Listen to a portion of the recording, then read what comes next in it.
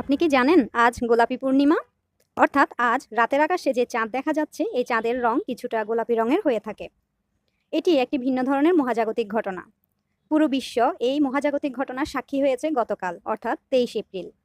আর বাংলাদেশে এই চাঁদ গোলাপি চাঁদ দেখা যাচ্ছে আজ। অর্থাৎ আজ বাংলাদেশে পূর্ণিমা এবং এই পূর্ণিমা কে গোলাপি পূর্ণিমা বলা হয়ে থাকে যেহেতু এই পূর্ণিমায় চাঁদের রং গোলাপি রঙের হয়ে থাকে। এটি বিশ্বব্যাপী পিঙ্ক মুন বা সুপার মুন নামেও পরিচিত।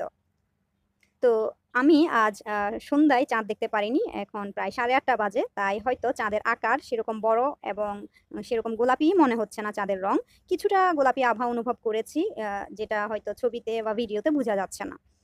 তো এই সময় বা এই মহাজাগতিক ঘটনায় মূলত চাঁদ পৃথিবীর খুব কাছাকাছি অবস্থান করে, যার কারণে চাঁদের আকৃতি বেশ বড় দেখায় এবং চাঁদকে খুব উজ্জ্বল দেখায় এবং চাঁদের রঙেও কিছুটা পরিবর্তন আসে।